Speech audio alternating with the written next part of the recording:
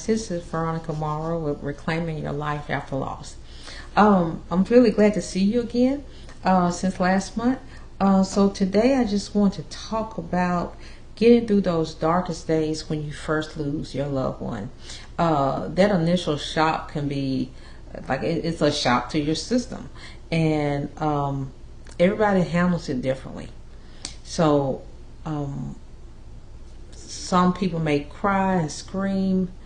Some people may not cry at all. You can't judge how a person reacts to the level of pain they have. That's one thing we always have to remember, that you cannot judge how much somebody loves somebody by their reaction, because it's just different. It's just different. One thing I found, though, as a believer, that God is really with you in your darkest moments. You may not feel him, but he's there. He will carry you through those times, and you won't even know how you got through it. It happened to me, and I believe it happened to so many other folks, that some of the darkest moments in your life, when you lose somebody that you deeply love, that Jesus is right there. He's right there, holding you, carrying you, really. And so, just like Jesus was there for Lazarus, he raised him from the dead, but he still cried. He still cried when he saw Mary and Martha crying. And he knew he was going to raise Lazarus from the dead. He knew he wasn't going to stay dead, even though Lazarus did die again. But because we all are going to die, and we know that. But I don't think that really registers with us, is that we are not here to stay forever. But we never get used to death. It still hurt. It will forever hurt, because we're human. And even though we know the person we love is, going to be with God, it still hurt us to lose somebody we love. So, so what I'm saying about Jesus crying is because Jesus felt their pain. And just like he felt their pain, he feels our pain. So, those initial, when you first learn of the death, that initial shock, it really hurts. And so,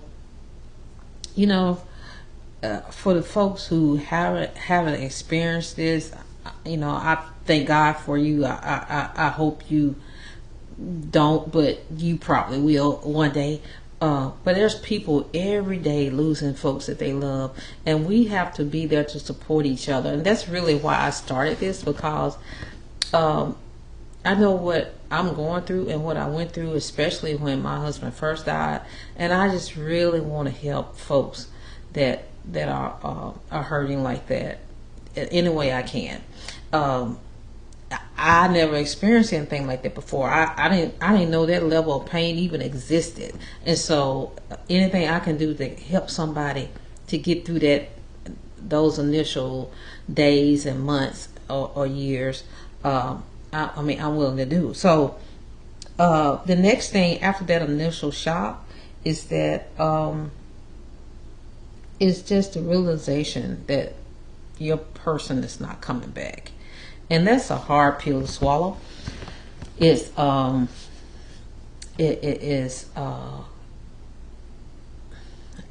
just don't know how to describe how when the funeral is over and everybody is gone, and then the house is quiet because they're not there. That feeling is hard to describe. I think that is right there next to the initial shock, is that they're not coming back. And so for a lot of people, they just want to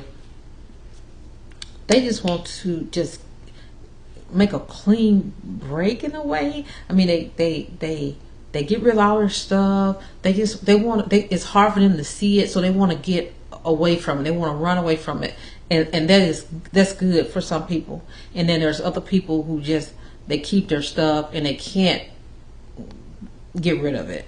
And in both ways, it's nothing wrong with either way. It's just how you wired. So I've had friends that lost spouses and they got rid of their husband's clothes or their wife clothes the next day, and then you have folks like me that still have them. And so it just all depends on how you wired, really. But that realization that that person is not coming back, it's a hard one. The only, like I tell you every time, is that the only way I know to tell you to get through that is a lot of prayer and a lot of taking care of yourself. And that's kind of what I want to move into. The next part is that really, really give your family and friends the opportunity to help you. And you may not want a lot of company. I feel like I'm kind of like, you know how an animal get wounded and the animal want to go off by themselves and lick their wounds. They want to be by themselves. Well, I'm kind of wired like that. I want to be by myself when I'm hurting. I don't want a lot of people over me. I don't want a lot of people asking me how I'm doing. I don't want that. I just want to kind of get through a little bit by myself, and then as I come around, I want to talk about it. I want to do that then. And so you kind of gotta feel folks out, what they want. But I think everybody should do something, even for the folks like me who kind of like want to go off and lick their wounds. Bring them some food, send them a card, do those things, because that really helps them. One of the best thing you can do at following a loss is, as soon as you can, and is to try to get back to some semblance of a routine, because your whole life is turned upside down. Nothing is ever going to be like it was. That's one thing you just have to make up in your mind and know. No matter how you want it to be like it was, it's never going to be like it was. But that doesn't mean that just because it's not like it was, that God cannot change that and make it something that is different but yet beautiful. That is pain is involved in that, but he can take all of that. And I don't know how he does what he does, because he's God. He can do anything he wants to do, and he's perfect. And so, but I believe, and the reason I believe it, because the scriptures say so, is that that he can take those broken pieces in your life and in your heart, and he can make something really beautiful out of it. I am just putting all my eggs in his basket, that he's going to do that for me. I'm just looking forward to something really great happening in my life. And so I encourage you to look forward to. Don't give up. Don't give up. Don't throw in the towel. Don't say your life is over. If it was over, he would have took you too. So, but it feels like it's over. I get it. But you just gotta keep pushing. You gotta keep believing. You gotta keep speaking life. You gotta keep, listen to things that encourage you to move forward and to embrace good things. So, those are some things that help me. One thing that a lot of people don't want to do, but they have to do it, is to embrace and experience the pain. It feels terrible to lose somebody. Terrible is not even the right word. It's not even a word in the dictionary. I can't even. I think I use brutal, and brutal is bad. But it's not even. I can't even describe that level of pain. But to try to get around it and over it, and mask it with things and pretend like it's not there, it really just prolongs it. It's kind of like, have you ever had a bump? And when I was growing up, we call them a rising, right? But a bump on an area, and like you have that rising on your skin, that bump on your skin that is in there, and it'll rise up, right? And then if you get it and try to and bust it and all that, and then it'll kind of crushed over, make a scab. But if you don't really get what we call the core out, get that part that made that's deep in that skin, it's always gonna come back. It's never gonna go away until. And a lot of times people have them so bad they have to go to the doctor and they have to cut them out. But after they cut them out and they wash it up and put some antibiotic on it, then it heals and it's well. And that's how your pain is. When you are hurting and you don't go through the pain, you try to mask it, you try to drink it away, you try to take medicine or drugs, or you try to just pretend like it's not happening. It's gonna you may escape it a little bit, but pain has a way of coming back to you and say, hey, I'm here. I'm here, you got to deal with me. So if you just go ahead and just face that loss, face that hurt head on, then you can get through it. It's kind of like the analogy of one time, I mean, this is a true story. One time, me and my husband Will was coming from Atlanta. We went to the Cancer Treatment Center of America in Atlanta, and so we were coming back home, and so we had to drive through Chattanooga. And that time we drove through Chattanooga, I mean, it was a rainstorm. It was raining cats and dogs, and we kind of took turns driving, and unfortunately I was driving that time. And so it was raining so bad that I couldn't even pull over to let him out to drive because it was just raining too bad. And so I just kept driving, and I may have to slow down. I put my lights on, but I just kept moving. And the reason that's such a great example is that even in your loss, you have to keep moving, because if you ever stop and get stuck, if I had a stop, we were still sitting on the side of the road. We were waiting. We would waste a lot of time waiting for the storm to be over. But what happened, I kept driving through the storm till I finally drove out of it. And so that will happen to you eventually. Going through a loss it's nothing like, oh, I'm hurting today and I prayed and I'm better tomorrow. Now I know God is supernatural and He can do anything, but usually what happens is just like any wound. You don't get a foot amputated and your stump is well the next day. It takes time for that to heal, and it takes time for your heart to heal. And so my advice to you guys, give yourself time to heal. Give yourself some grace to be, hey, sometimes you're going to be angry. And sometimes you're going to be angry at God. You may be angry at people. Try not to, it's best to be constructive in your anger. If you get angry, most people do, about why didn't God heal him? Why didn't He? You ask questions like that. I mean, it's normal.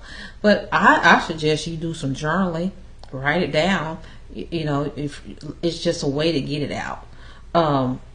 But the most important thing you can do is just to really take care of yourself and give yourself some grace and some mercy. Be kind to yourself. It's hard. It's hard, and it's hard work. But if you keep going and keep trusting and keep moving forward and keep putting positive things inside of you, listen to scripture, listen to worship music, be around people who speak life into you, it will make a big difference in your healing process. So it's the scripture that me and Will used to read, and he really liked it, and even though he was going through cancer, that both of us saw this scripture as a way of hope. And so it's 2 Corinthians chapter 4, I think it started verse 16. So this is a New Living Translation. I love this translation. It's really good to me. So, but anyway, it says 2 Corinthians 4 verse 16 said, "That is why we never give up. Though our bodies are dying, our spirits are being renewed every day. So, hey y'all, our bodies are dying, but this is not the end. This is just temporary. For our present troubles are small and won't last very long, yet they produce for us a glory that vastly outweighs them and will last forever. So don't look at the troubles we see now. Rather, we fix our gaze on things that cannot be seen. For the things we see now will soon be gone, but the things we cannot see will last forever.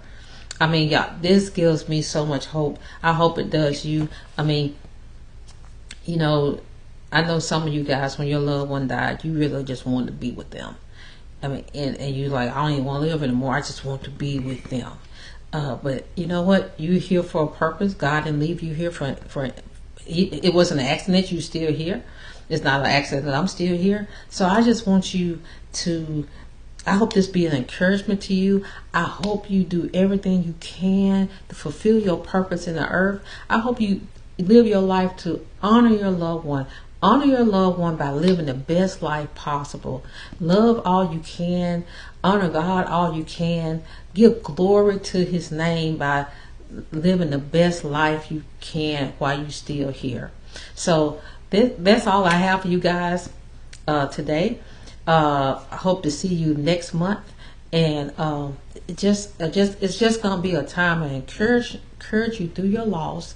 Let you know that you are loved, that you being prayed for, that you being encouraged. I hope you check out I hope you become a part of my Facebook group. If you're not a part of it, just shoot me. You can inbox me, or you can just go on there and request to be in my Facebook group, Reclaiming Lives After Loss. It's just a community of folks who have either experienced a loss or love people that have experienced a loss, and we just love on each other, and we're just there for each other. And so just check that out. Also check out my blog, Reclaiming Life After Loss. Some good stuff on there that will encourage you. Also, you also can check me out on YouTube, and just some really good videos is going to be on there. Encourage your friends, y'all. It's folks that are losing folks every day, especially with this coronavirus and all kind of things. A lot of us have lost people we love, and we need to stand together in this. We as believers need to stand together, and non-believers, I tell you, if you really want to get somebody to love God, you need to love them. So so that's all I have for today. I'll see you next month, and be encouraged. Bye-bye.